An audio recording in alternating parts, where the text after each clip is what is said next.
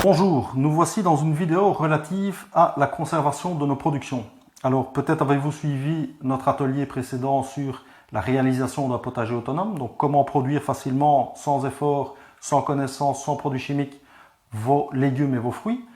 Ou peut-être avez-vous un potager traditionnel, ou peut-être pratiquez-vous simplement la cueillette de fruits alentour de chez vous.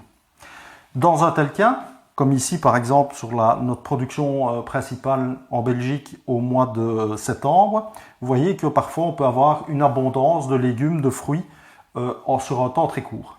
Et la question se pose, comment vais-je pouvoir profiter de ces légumes et de ces fruits dans le temps? Comment vais-je pouvoir les conserver?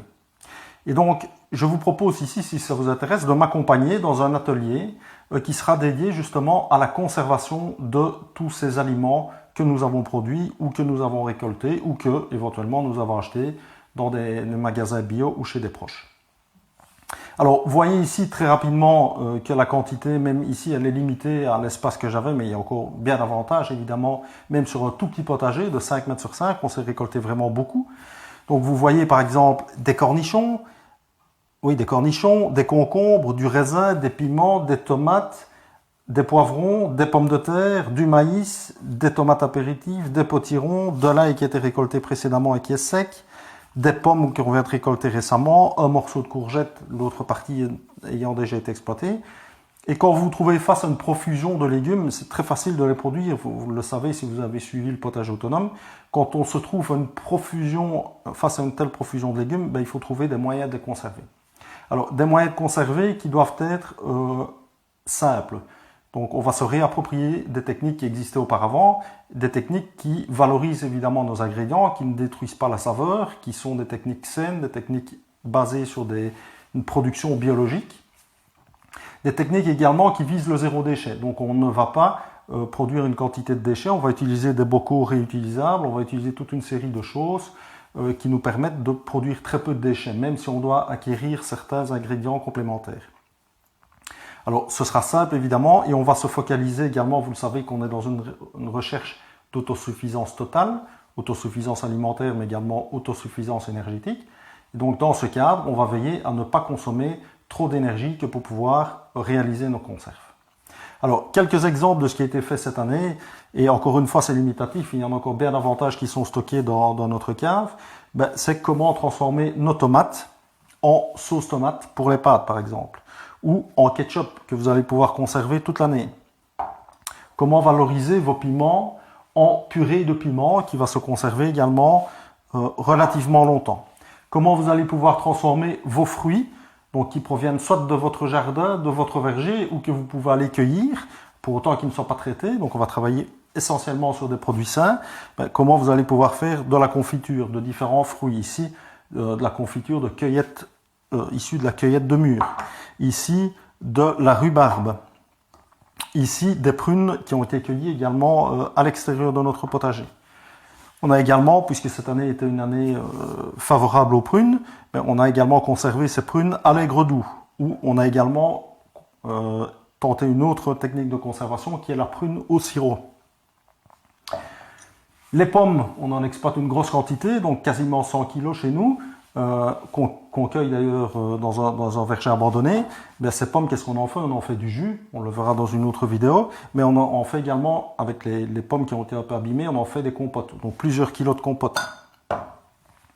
Une autre façon de valoriser les fruits, et ce n'est pas limitatif, on en verra d'autres également, c'est la possibilité de faire des vins de fruits. Ici, vous voyez en train de macérer un vin de rhubarbe.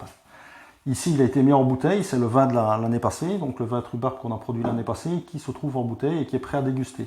Vous pouvez également confectionner du cidre, du poiré ou un mélange des deux. Avec notre production de miel, puisque nous avons également des ruches, eh bien, on a fait ici, avec une partie de l'excédent de miel, de l'hydromel. Vous pourrez également faire des sirops, ici des sirops de baies de sureau ou des sirops de groseille. Donc ça, c'est pour ce qui est de l'exploitation des fruits. On verra également d'autres techniques, qui sont des techniques dont on parle pas mal sur Internet, qui sont par exemple des techniques relatives à la lactofermentation. Lactofermentation qui va nous permettre de traiter d'une façon tout à fait saine certains légumes, voire même certains déchets de légumes.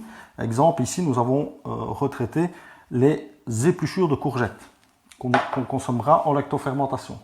On a réalisé les cornichons que vous avez vus là tout à l'heure. Une partie des cornichons est conservée à l'aigre doux.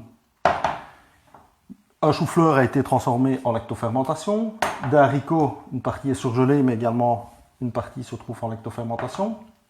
Des carottes également du potager que nous avons transformé. Alors, il y a aussi d'autres techniques qui vous permettent de conserver vos légumes, telles que par exemple la déshydratation.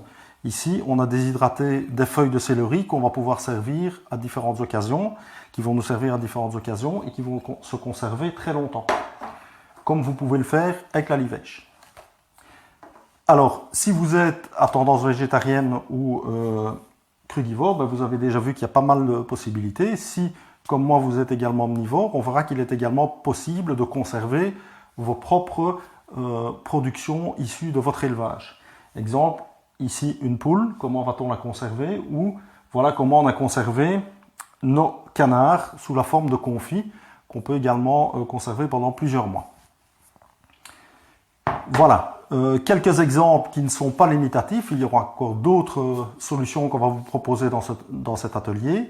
Si vous êtes intéressé par cet atelier, ben, c'est un atelier qui va se dérouler en vidéo sur plusieurs sujets dans une plateforme spécifique. Eh bien, vous êtes tout à fait libre de vous inscrire pour recevoir plus d'informations sur les modalités de participation en suivant le lien ci-dessous.